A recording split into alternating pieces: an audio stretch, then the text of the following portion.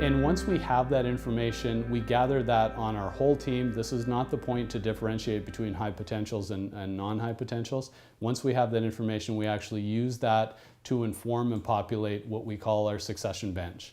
And the succession bench is essentially a detailed overview of every individual that could possibly be a successor to a role.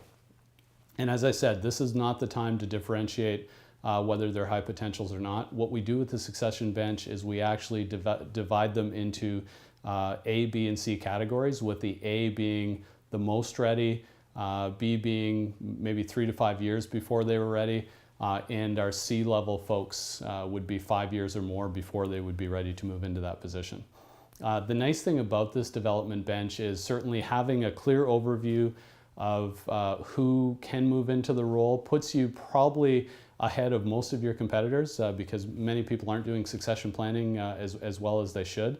But there's some other cool things that we can do with this. So for example, we can use the succession bench to drive our development decisions and essentially inform where and how we spend our development dollars. The other really neat thing about this is, if you remember, we've divided people into level A, level B, and level C. At a very high level, we would expect level C individuals, likely a little more junior in the firm, less experience and so forth. Doesn't mean that somebody that doesn't have a lot of tenure at the organization wouldn't be in there.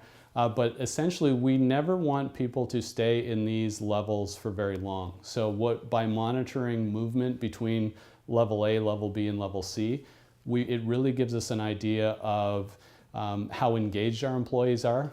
For example, if I was level A and I actually moved down levels, that should be a serious concern, especially if this individual had been a high potential. If I'm stagnant and I'm staying in a certain level for a long period of time, that can mean a lot of different things too, but essentially there's likely an issue there, and it can identify maybe somebody that's thinking of leaving. So there's a lot of really neat things if we're monitoring movement between those levels. But essentially having that high-level view of your succession bench, I think, can be really powerful in driving your decisions. And finally, what it does is it evaluates just essentially the general health of your bench for a specific role.